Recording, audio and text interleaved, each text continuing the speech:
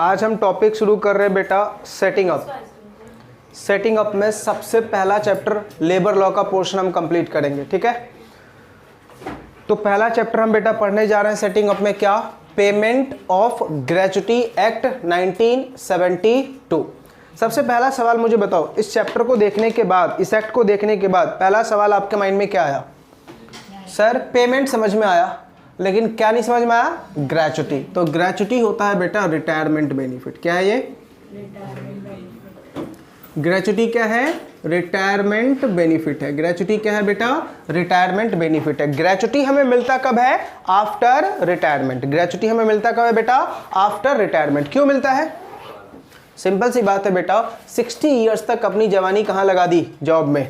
60 साल के बाद कम से कम इतना पैसा हमारे पास होना चाहिए ताकि रिटायरमेंट वाली लाइफ अच्छी से एक्सपेंड कर सके। इसलिए हमें क्या मिलता है? ग्रेच्युटी मिलता है। अब ग्रेच्युटी कब मिलेगा, कैसे मिलेगा, इन सारी बातों को डिस्कस करते हैं। लेकिन देखो, ग्रेच्युटी एक्ट आई कब है? 1972 में। 1972 से पहले ये एक्ट नहीं था। आज के दिन ये ग्रेच्युटी एक्ट बेटा होल ऑफ इंडिया अप्लाई होती है। ग्रेच्युटी एक्ट कहाँ अप्लाई होती है? Whole of India. आज मैं साथ में लॉ भी पढ़ाऊंगा और इसको टैक्सेशन से रिलेट करके भी पढ़ाऊंगा, जो अपन ने सैलरी चैप्टर में ऑलरेडी पढ़ रखा है, ठीक है। चलिए, तो मैंने क्या बोला? ग्रेच्युटी का मतलब क्या है? Retirement benefit. और ये कब मिलता है? After retirement. लेकिन कौन, सबसे पहले हम पढ़ेंगे एप्लीकेबिलिटी। ग्रेच्युटी एक्ट अप्लाई कहां पे होगा, ठीक है। तो देखिए आपके नोट्स में सबसे पहला पॉइंट लिखा हुआ है बेटा एप्लीकेबिलिटी का।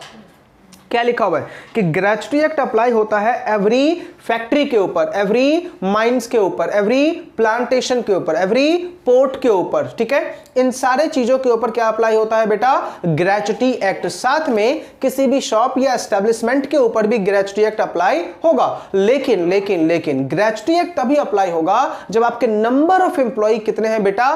10 या उससे ज्यादा। नंबर ऑफ एम्प्लॉय क्या है? 10 या उससे ज्यादा। अब ध्यान से बेटा, ये 10 या उससे ज्यादा नंबर ऑफ एम्प्लॉय कब हमें चेक करना है? 10 या उससे ज्यादा नंबर ऑफ एम्प्लॉय कब हमें चेक करना है? तो मैंने क्या बोला? ग्रेच्युटी एक्ट तब अप्लाई होगा जब आपके नंबर ऑफ एम्प्लॉय कितने होंगे? 10 या उससे ज्यादा, ठीक है। अब मान लो ये 10 या उससे ज्यादा एक दिन के लिए भी हो गए ना, 1 डे के लिए भी, तो भी आपके ऊपर ग्रेच्युटी एक्ट अप्लाई हो जाएगा। और ये कब देखना है? पिछले 12 महीने में। पिछले 12 महीने में अगर नंबर ऑफ एम्प्लॉय आपके 10 या उससे ज्यादा हो गए, नंबर ऑफ एम्प्लॉय क्या हो गए बेटा? 10 या उससे ज्यादा हो गए पिछले 12 महीने में एक दिन के लिए भी। मान लो हम बात करते हैं 21-22 प्रीवियस ईयर की। 21-22 प्रीवियस ईयर में अप्रैल में मेरे पास 7 एम्प्लॉय थे, ठीक है। मई में मैंने 2 को और एम्प्लॉय अपॉइंट कर लिया, तो कितने हो गए? 9 हो गए। और जुलाई में मैंने 2 को और अपॉइंट किया, कितने हो गए? 11 हो गए।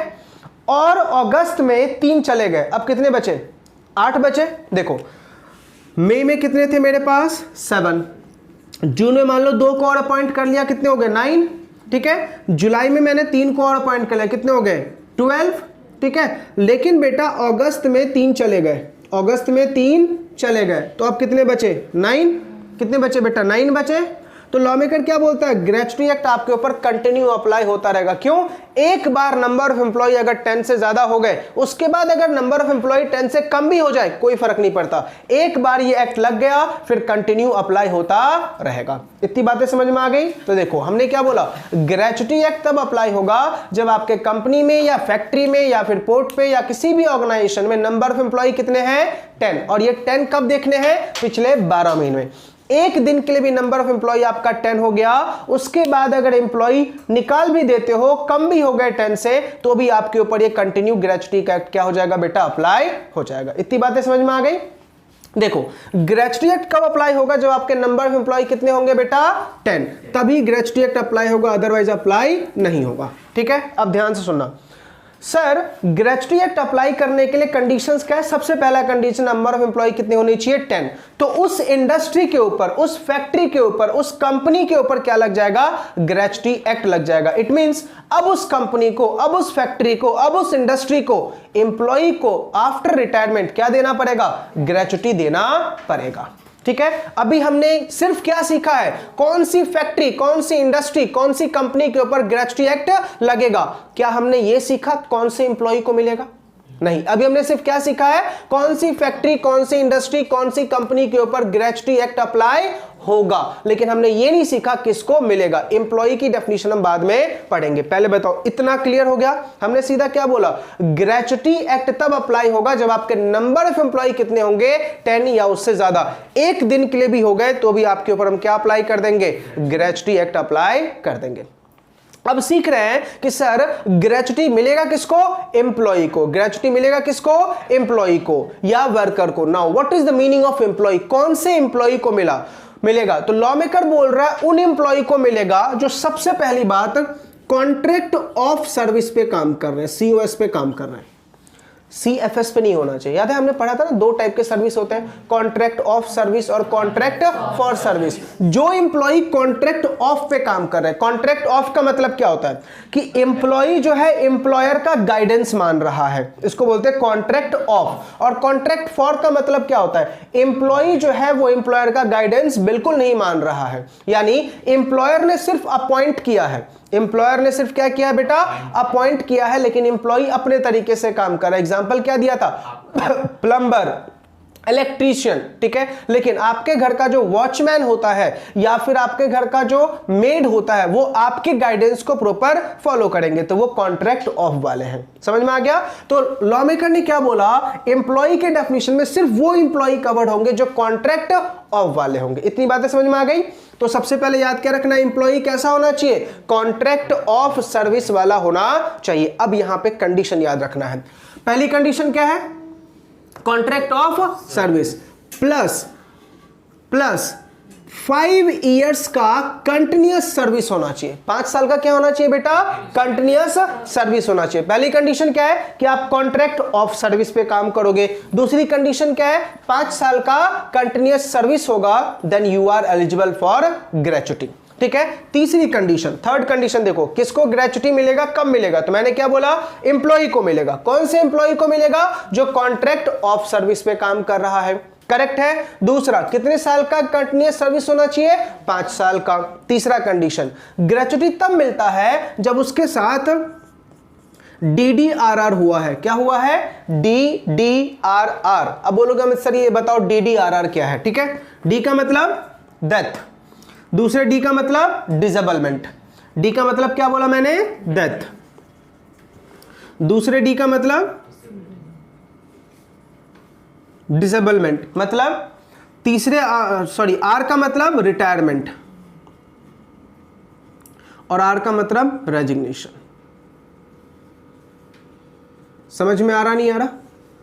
याद रहेगा, DDRR, D for death, D for disablement, R for retirement, R for resignation. तो ध्यान से, ग्रेच्युटी रिसीव करने के लिए 3 बातें होना बहुत ही जरूरी है। सबसे पहला, कॉन्ट्रैक्ट ऑफ सर्विस। दूसरा, 5 साल का कंटिन्यूअस सर्विस। तीसरा, डेथ, डिसेबलमेंट, रिटायरमेंट, रेजिग्नेशन। इन चारों में से कोई भी एक।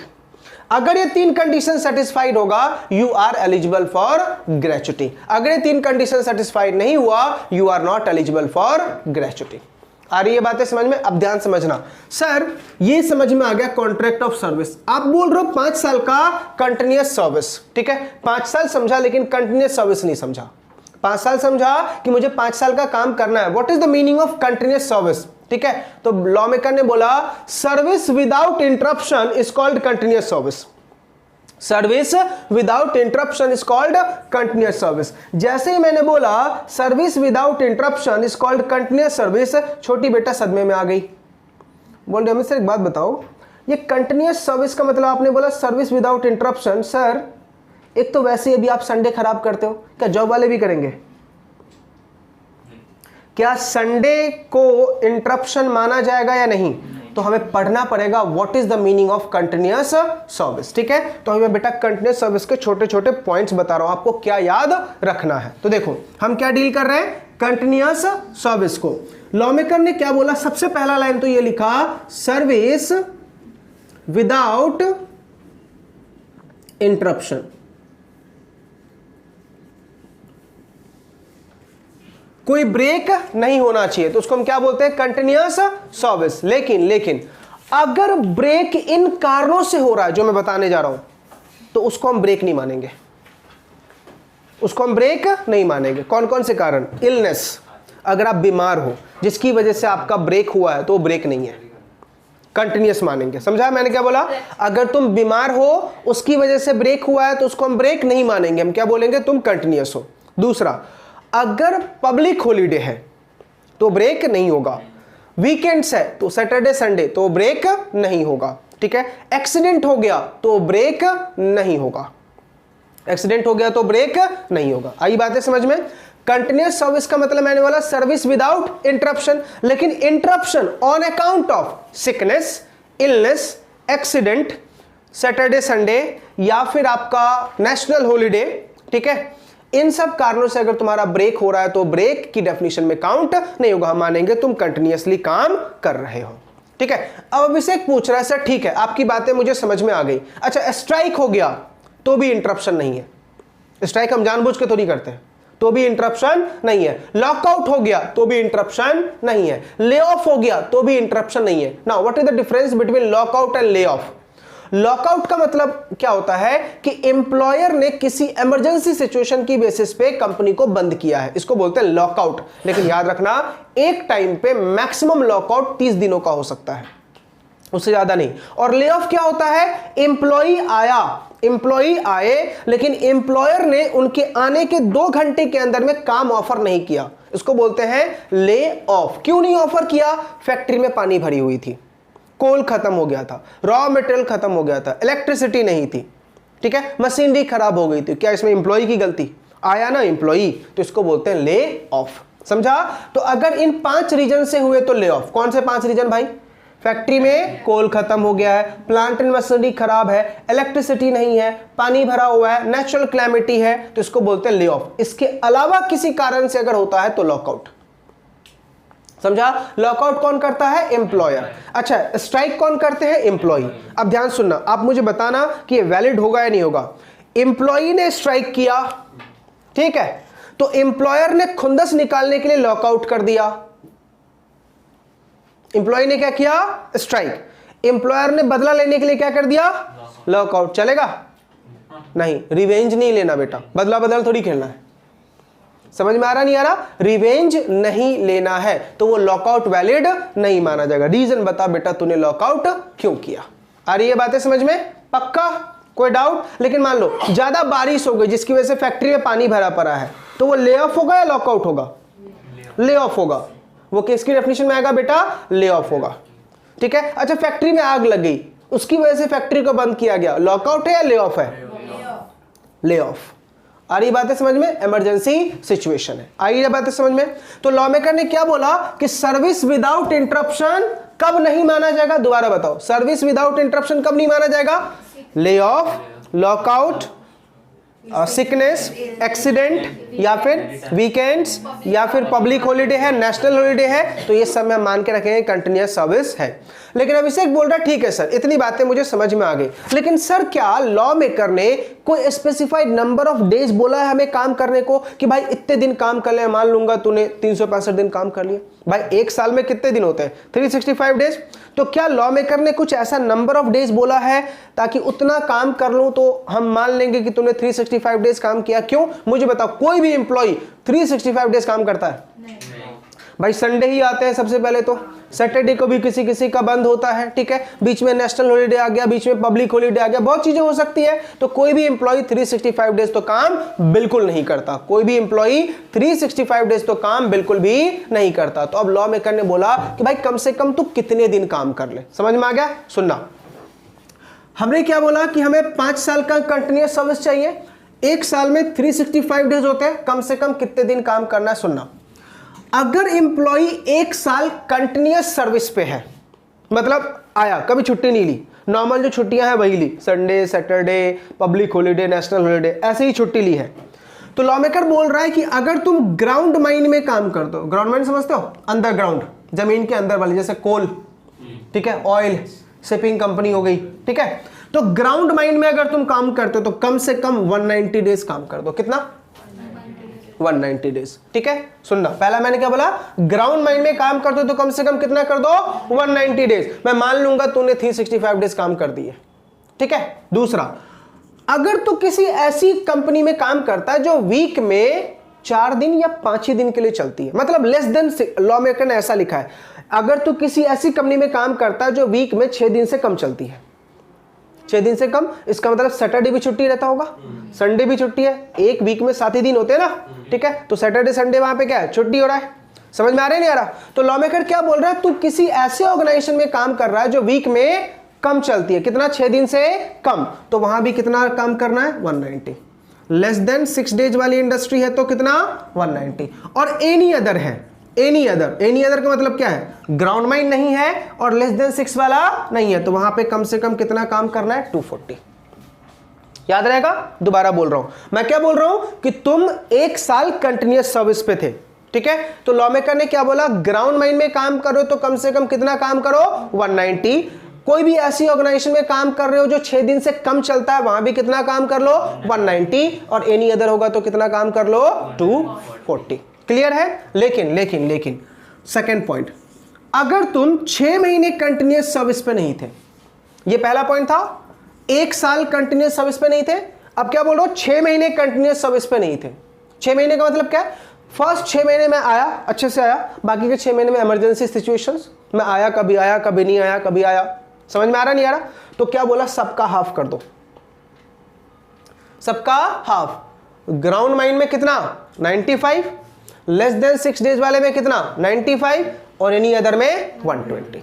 आई बात है समझ में? लेकिन ये रूल तब अप्लाई करना जब तुम्हारी फैक्ट्री सीजनल नहीं है। सीजनल फैक्ट्री समझते हो, जो पर्टिकुलर सीजन में चलती है, for example umbrella manufacturing, jacket manufacturing, ठीक है, ब्रिक्स मैन्युफैक्चरिंग, सुगर मैन्युफैक्चरिंग, ठीक है, जैगरी मैन्युफैक्चरिंग, ये सब सीजनल फैक्ट्री होती है। आई बात है समझ में? तो बोला ये फॉर्मूला तुझे नॉन सीजनल में लगाना है, और अगर सीजनल होगा तो उसमें क्या करें। तो एक बात मुझे बताओ, जनरली सीजनल फैक्ट्री जितनी भी होती है वो 3 से 4 महीने के लिए चलती है, ठीक है, मैं इमेजिन करके चलता हूं 4 महीने, ठीक है, तो 30 × 4 यानी 120 डेज के लिए वो चलती है। जितने दिन के लिए भी वो फैक्ट्री चली, जितने दिन के लिए भी वो फैक्ट्री चली, अगर उसमें से 75% तेरा अटेंडेंस रहा तो मान लूंगा तो पूरे साल था। कॉलेज वाला ये तो कभी नहीं भूलोगे, कॉलेज में कितने अटेंडेंस होते हैं, बस फैक्ट्री में भी तुम्हारा अटेंडेंस कितना होना चाहिए, 75। लेकिन कौन सी फैक्ट्री, सीजनल। तो एक बात मुझे बताओ, 120 डेज है, 120 डेज का 75% कितना होगा, 90। अगर तूने 90 से ज्यादा काम किया, यू आर कंटिन्यूअस, 90 से कम काम किया तो ब्रेक हो चुका है। समझ में आया? तो देखो हमने क्या बोला, ग्रेच्युटी रिसीव करने के लिए 3 कंडीशन, बोलो, ग्रेच्युटी रिसीव करने के लिए 3 कंडीशन। पहला, कॉन्ट्रैक्ट ऑफ सर्विस होना चाहिए, दूसरा 5 साल का कंटिन्यूअस सर्विस, तीसरा DDRR, D for R for, अगर ये 4 हरकतें हुई है तो ये क्या मिल जाएगा, ग्रेच्युटी। तीनों कंडीशन में बीच में प्लस, मतलब एंड है, सब एक साथ सेटिस्फाइड होना चाहिए, तो ये क्या मिलेगा, ग्रेच्युटी, अदरवाइज ग्रेच्युटी आपको नहीं मिलेगा। बताओ, कंटिन्यूअस सर्विस का मतलब क्या है, सर्विस विदाउट इंटरप्शन। लेकिन कौन से केसेस में इंटरप्शन नहीं माना जाएगा, बोलो जल्दी। Sickness, strike, lockout, lay off, public holiday, national holiday, weekends, accident, ये सब पे बेटा क्या नहीं माना जाएगा, ब्रेक नहीं माना जाएगा। मान के रखेंगे तुम कंटिन्यूअस काम कर रहे हो। अब बताओ, लॉ मेकर ने 365 डेज में कम से कम कितने दिन काम करने को बोला। पहले ये बता तू कौन सी कंपनी में काम कर रहा है, सीजनल या नॉन सीजनल। तो मैंने बोला सीजनल में काम कर रहा हूं। तो क्या बोला, जितने महीने के लिए वो चली, जितने दिन के लिए वो चली, उसका 75% डेज अगर तू काम कर लेता है तो हम मान लेंगे तुम कंटिन्यूअस सर्विस में हो। नॉन सीजनल में अगर तुम 1 साल कंटिन्यूअस सर्विस पे हो तो ग्राउंड माइन में 190, लेस देन 6 डेज वाले में 190, और एनी अदर में 240। और अगर 6 मंथ कंटिन्यूअस सर्विस में हो तो सबका हाफ, 95 और 240। ग्राउंड माइन में 95, लेस देन 6 डेज वाले में 95, और एनी अदर में 120। अगर तुम इतना काम कर लोगे तो हम क्या बोलेंगे, आप कंटिन्यूअस सर्विस में हो। इतनी बातें समझ में आ गई? चैप्टर याद हो रहा? बताओ, अभी तक हमने चैप्टर में क्या पढ़ा? सबसे पहला पढ़ा एप्लीकेबिलिटी। जल्दी से रिकैप करो पहले। एप्लीकेबिलिटी किसके ऊपर लगेगा, कोई भी फैक्ट्री, कोई भी इंडस्ट्री, कोई भी ऑर्गेनाइजेशन, किसी भी एस्टेब्लिशमेंट के ऊपर लगेगा, प्रोवाइडेड नंबर ऑफ एम्प्लॉय कितने होने चाहिए, 10 या उससे ज्यादा, इवन इफ सिंगल डे। अगर एक बार ग्रेच्युटी एक्ट लग गया उसके बाद नंबर ऑफ एम्प्लॉय कम भी हो जाए तो भी कंटिन्यू लगता ही रहेगा। ठीक है, फिर हमने क्या पढ़ लिया, एप्लीकेबिलिटी। अब क्या पढ़ा हमने, किसके कौन से एम्प्लॉय को मिलेगा, तो एम्प्लॉय के लिए कितनी कंडीशन, 3, जल्दी बोलो फटाफट, कौन सी, कॉन्ट्रैक्ट ऑफ सर्विस, 5 साल का कंटिन्यूअस और DDNRR, अगर ऐसा होगा तो ही ग्रेचुटी मिलेगा, अदरवाइज आपको ग्रेचुटी नहीं मिलेगा। कोई दिक्कत यहां तक नहीं ना। अब देखो दिक्कतें अब हम क्रिएट करेंगे, यहां तक समझ में आ गया, पक्का। चलिए अब उम्मीद करता हूं सारे अच्छे बच्चे हो। ठीक है, फ्यूचर कंपनी सेक्रेटरी जल्दी से बता दो, अब जो मैं कंसेप्ट बता रहा हूं उसमें क्या ग्रेचुटी मिलेगा या नहीं। ठीक है, मान लो बेटा अपनी छोटी, ये टाटा कंपनी में नहीं, XYZ लिमिटेड में ये गई जॉब करने को। ठीक है, अब एक ग्रेचुटी बहुत अच्छे से पढ़ के गई थी।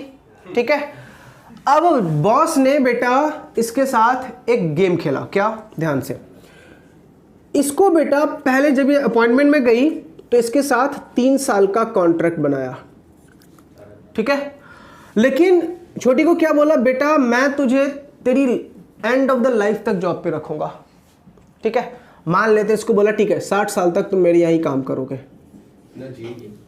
ठीक है, 60 साल तक तुम मेरे यहीं काम करोगे। ठीक, लेकिन इसके साथ देखो गेम क्या खेला, ये 2025 में गई जॉब करने। ठीक है, पहला एग्रीमेंट 3 साल का बनाया, दूसरा एग्रीमेंट 4 साल का बनाया, तीसरा एग्रीमेंट अगेन 3 साल का, फिर एग्रीमेंट 4.5 ईयर्स का, ऐसा कर करके इससे 60 साल पूरे काम करवाए। ठीक है, अब ये बहुत हैप्पी कि भाई 60 साल काम के लिए अमित सर ने क्या पढ़ाया था, कंटिन्यूअस सर्विस होगा 5 साल से ज्यादा तो क्या मिलेगा, ग्रेचुटी। ये पहुंच गई बॉस के पास, सर ग्रेचुटी कम से कम मेरे हिसाब से तो ग्रेचुटी बनता है मेरा 3 करोड़ दे दो।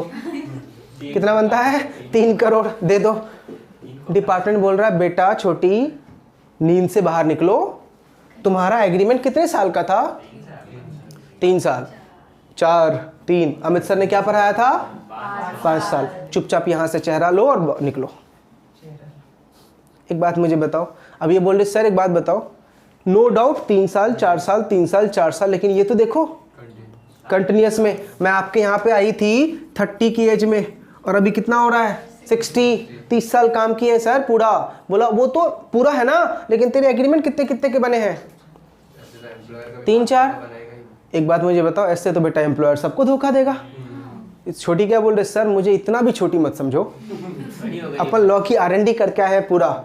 ठीक है, सुप्रीम कोर्ट का जजमेंट है कि तूने ब्रेक करके एग्रीमेंट बनाया, उससे कोई फर्क नहीं पड़ता। मेरा लाइफ स्पैन देख पहले कितना काम किया मैंने। सारे एग्रीमेंट को क्या करो, एक साथ अटैच करो। मुझे बताओ गेम खेल सकता है ना एम्प्लॉयर। अब एम्प्लॉयर क्या बोलेगा, भैया लॉ में क्या लिखा हुआ है 5 साल। हम क्या बोलेंगे, हम भी लॉ पढ़ के आए हैं, साथ में सुप्रीम कोर्ट का जजमेंट भी पढ़ के आए हैं। ये 5 साल जो पीरियड है ना, सब मिला के है। ऐसा नहीं कि एग्रीमेंट तुम फॉलो करोगे। समझ में आ रहा, पक्का। एक केस समझ में आया। अब दूसरा केस, बेटा ग्रेचुटी एक्ट आया कब है, मान लो 1972 में ग्रेचुटी एक्ट आया। छोटी काम कर रही है 1969 से ही। कब से, 69।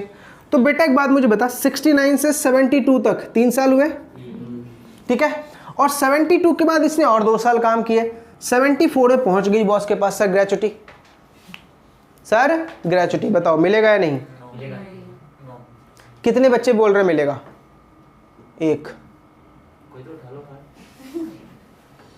कौन अभिषेक के साथ, 2, 3, बस।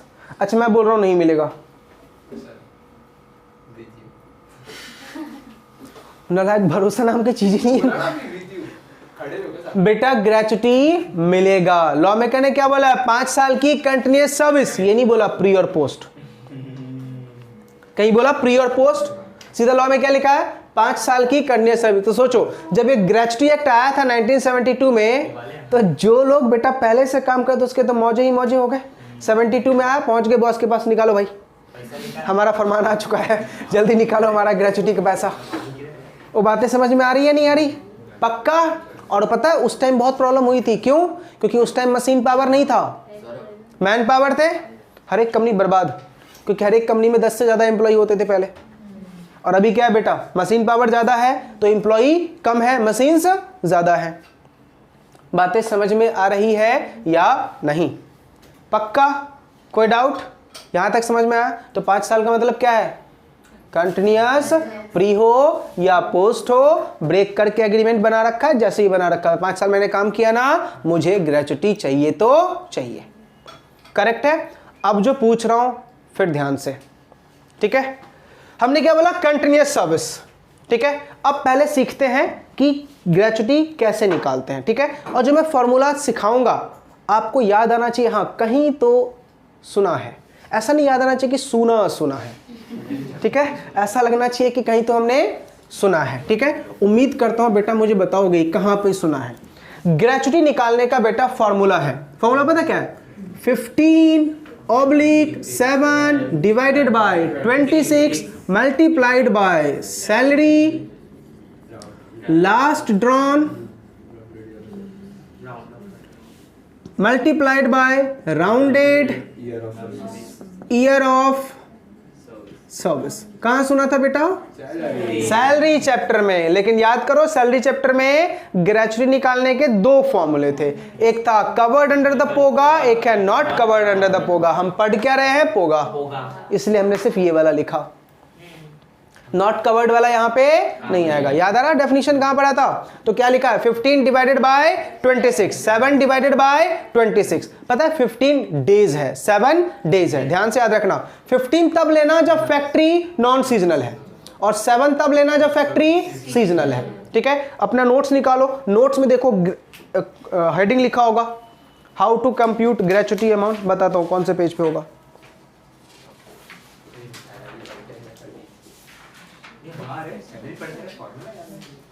पेज नंबर 341 पे देखो, अमाउंट ऑफ ग्रेच्युटी पेबल करके होगा, है ना? चलो वहां पे फॉर्मूला लिख लो, अमाउंट ऑफ ग्रेच्युटी पेबल, वहां पे फॉर्मूला लिख लो 15/7 डिवाइड बाय 26। वहां पे मैंने फॉर्मूला लिखा है लेकिन वो सेंटेंस में है, आप इस तरीके से लिख लो ताकि आपको याद रहेगा।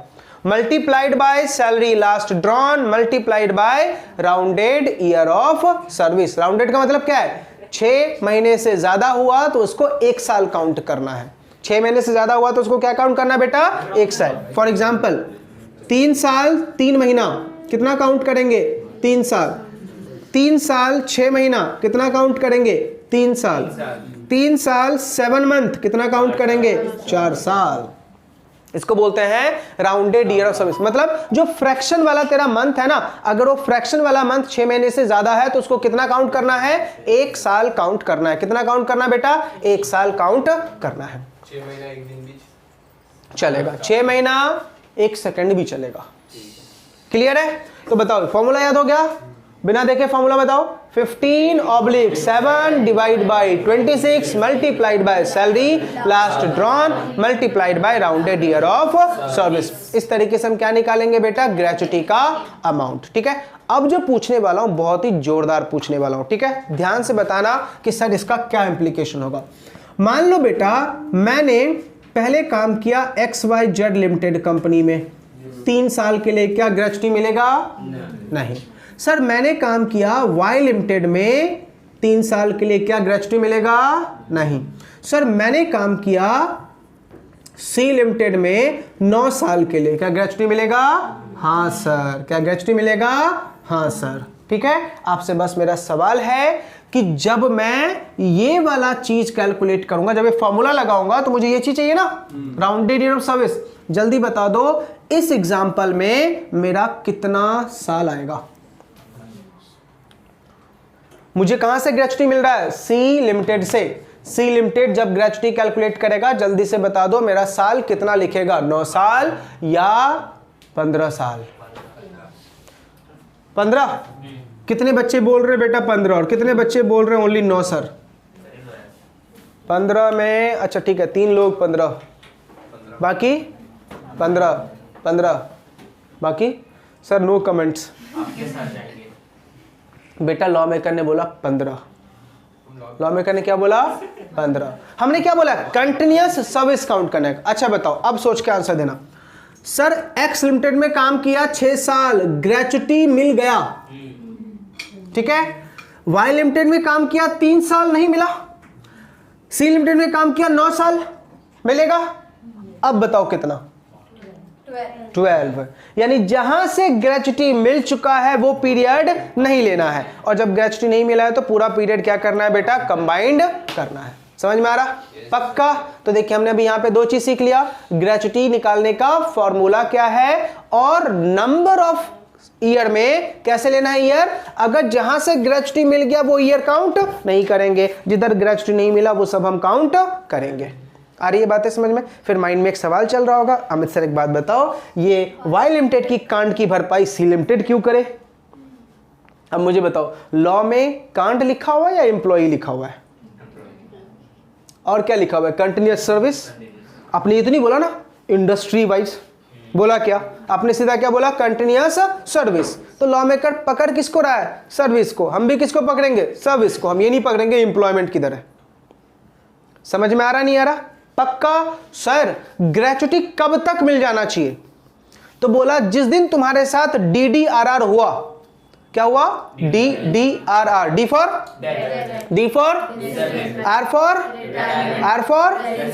जिस दिन तुम्हारे साथ DDRR हुआ उसके 30 दिन के अंदर में मिल जाना चाहिए, 30 डेज। अगर 30 डेज में नहीं मिला तो इंटरेस्ट के साथ मिलेगा बेटा, 10% per annum simple interest. 10% per annum simple. इसका मतलब पता है ना, सिंपल इंटरेस्ट और कंपाउंडिंग इंटरेस्ट। सिंपल इंटरेस्ट का मतलब क्या होता है? प्रिंसिपल अमाउंट के ऊपर इंटरेस्ट। कंपाउंडिंग का मतलब क्या होता है? प्रिंसिपल प्लस इंटरेस्ट के ऊपर दोबारा इंटरेस्ट। इसको हम कंपाउंडिंग बोलते हैं। सिंपल में ओनली प्रिंसिपल अमाउंट के ऊपर। तो यहां पे क्या बोला मैंने? Simple interest. कितना बेटा? 10% पर एनम। कहां से बोला मैंने? ड्यू डेट से 30 डेज में मिल जाना चाहिए। और ड्यू डेट का मतलब क्या है? DDRR। अगर 30 डेज में नहीं मिला तो आपको इंटरेस्ट के साथ मिलेगा। इंटरेस्ट का रेट कितना है बेटा? 10% पर एनम। ठीक है सर, मेरा एम्प्लॉयर मुझे ग्रेच्युटी नहीं दे रहा, अपना दर्द लेके किसके पास जाऊं? एक अथॉरिटी है बेटा, एक यहां पे ऑफिसर को अपॉइंट किया जिसका नाम है कंट्रोलिंग अथॉरिटी। क्या नाम है? तो अगर मुझे ग्रेच्युटी नहीं मिल रहा है, मेरे एम्प्लॉयर के साथ मेरा ग्रेच्युटी का झगड़ा चल रहा है, मैं किसके पास केस फाइल करूं? कंट्रोलिंग अथॉरिटी के पास। कंट्रोलिंग अथॉरिटी क्या करवाएगा? मुझे रिकवरी करवा के देगा। ठीक है, अब एक बात सोचना, सर ग्रेच्युटी फोरफिट होता है क्या? तो देखो ग्रेच्युटी कब फोरफिट होगा और कब नहीं होगा। एक बात बताओ, जब भी हम जॉब पे जाते हैं कुछ जगह पे अपन को सर्विस क्वार्टर मिलता है ना, रहने के लिए घर मिलता है। जैसे हम प्राइवेट जॉब की बात करें तो भाई RFA मिल जाता है, HRA मिल जाता है। ठीक है, गवर्नमेंट वालों की बात करें तो घर ही मिल जाते हैं। ठीक है, रह जाओ घर मिल जाते हैं ना। तो अब एक बात मुझे बताओ, मैं सर्विस क्वार्टर खाली नहीं कर रहा, मतलब जॉब गया मेरा, मैं सर्विस क्वार्टर खाली नहीं कर रहा, क्या एम्प्लॉयर मेरा ग्रेच्युटी फोरफिट कर सकता है? Answer is no and never, कभी नहीं। भाई सर्विस क्वार्टर एम्प्लॉय खाली नहीं कर रहा, उसके लिए अलग लॉ है, तू उसमें जाके क्लेम कर, अपना रेमेडी ले, लेकिन तू उसका राइट नहीं छीन सकता। करेक्ट है? कोई डाउट? क्या कोर्ट के ऑर्डर पे? ना रे बाबा, कुछ नहीं हो सकता, कोर्ट ऐसा ऑर्डर नहीं देगा। क्या बोला मैंने? Gratuity is the retirement benefit. भैया अगर तू ग्रेच्युटी रोक लेगा, उसका ग्रेच्युटी फोरफिट कर लेगा, तो मुझे बताओ ग्रेच्युटी एक्ट का वजूद रहा? नहीं। अब मुझे बताओ इसमें क्या करेगा? एम्प्लॉयर फिर एम्प्लॉय के साथ शोषण करेगा, बिना मतलब के लोन दिखाएगा, बिना मतलब के सर्विस क्वार्टर दिखाएगा, और क्या बोलेगा कि खाली नहीं कर रहा इसलिए मैंने ग्रेच्युटी फोरफिट कर ली। आ रही है बातें समझ में? दूसरा, सर ग्रेच्युटी क्या रियली कभी फोरफिट नहीं हो सकता? हो सकता है बेटा, तुम्हारे मोरल ट्रैप्टिट्यूड के ग्राउंड पे, इथिकल पॉलिसी, तुमने एथिक्स तोड़ा है।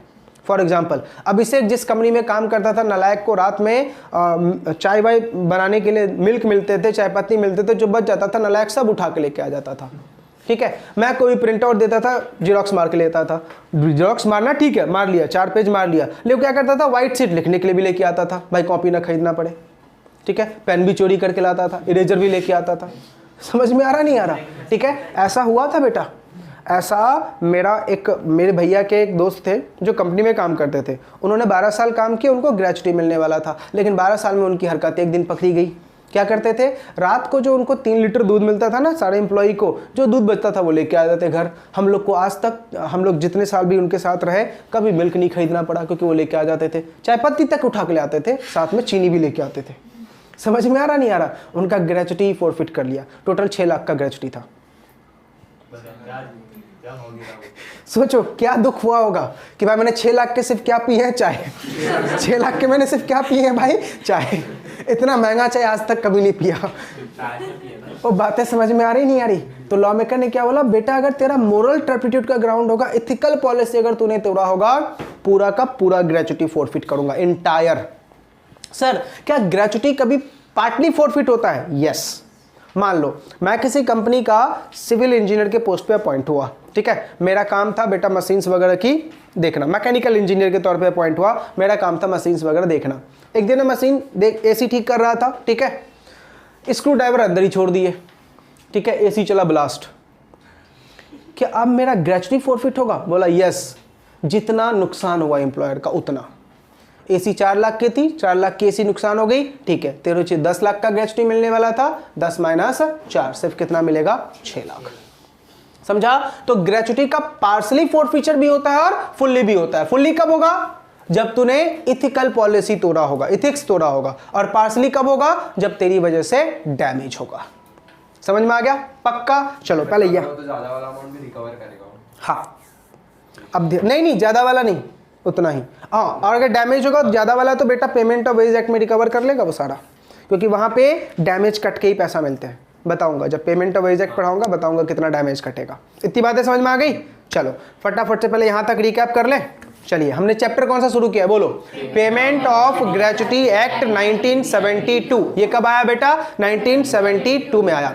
पहले ये बताओ, payment of gratuity act apply कहां पे होगा? Sir factory, mine, plantation, port, railway, उसके बाद किसी भी एस्टेब्लिशमेंट, सबके ऊपर अप्लाई होगा। कंडीशन एक ही है सर, नंबर ऑफ एम्प्लॉई पिछले 12 महीने में एक दिन के लिए भी कितने होने चाहिए? 10 या उससे ज्यादा। 10 या उससे ज्यादा।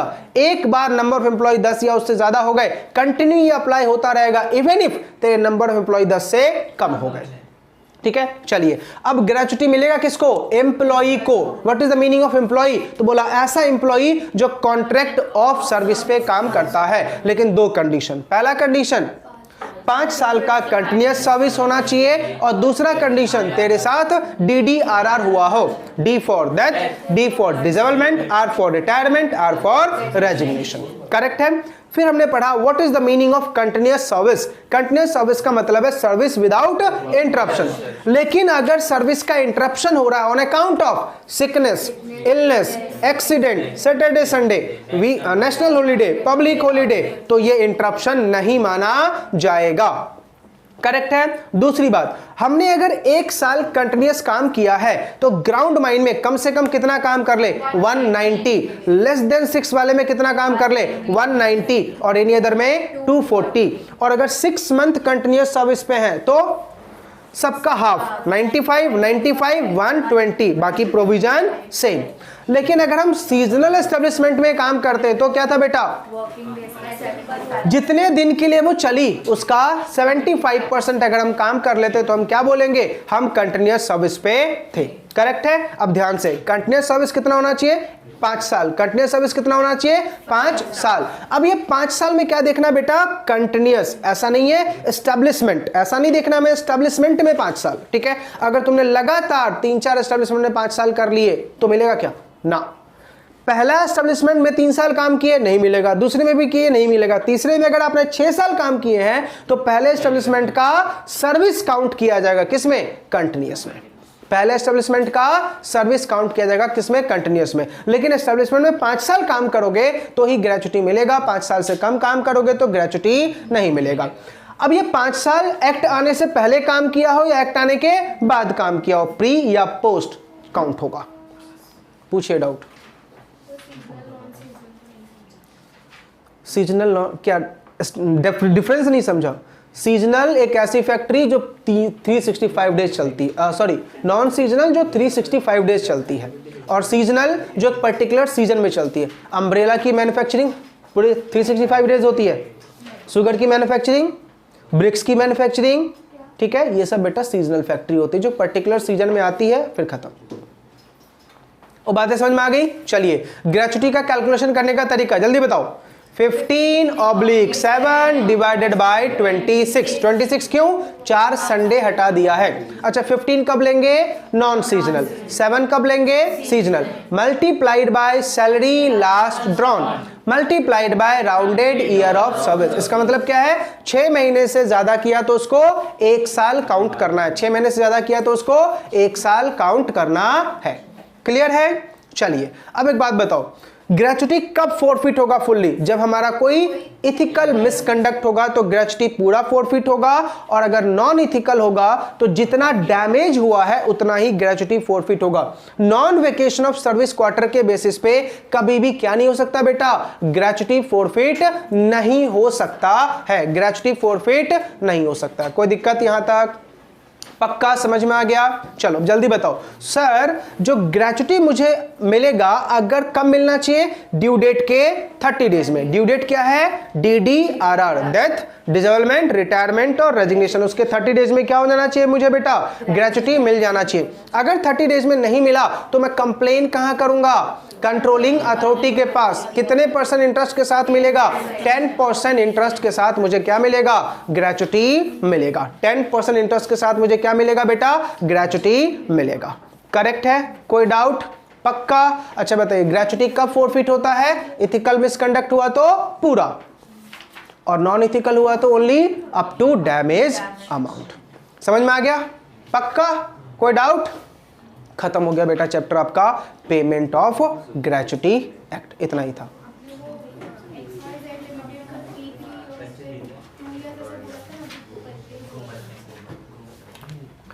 आपने कंपनी में काम किया बेटा 3 साल, क्या ग्रेच्युटी मिलेगा?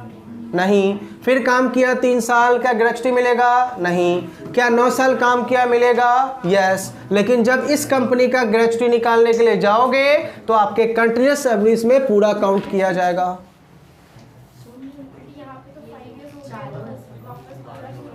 अरे तो बेटा 9 साल काम किया ना, तो इसमें ग्रेच्युटी मिलेगा।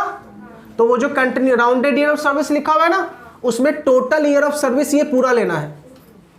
टोटल ईयर ऑफ सर्विस के कैलकुलेशन में ये पूरा लेना है। बातें समझ में आ गई? इसी के साथ बेटा हमारा ग्रेच्युटी एक्ट खत्म। ठीक है, बहुत ही छोटा सा चैप्टर था। ठीक है, बहुत इंपॉर्टेंट चैप्टर है। 3 से 4 नंबर 5 नंबर के क्वेश्चन ऑलवेज रहते हैं बेटा एग्जाम में। किसके? ग्रेच्युटी के। ठीक, चलिए अभी हम दूसरा चैप्टर बेटा करने वाले हैं पेमेंट ऑफ बोनस एक्ट। दूसरा चैप्टर क्या करेंगे? Payment of bonus act.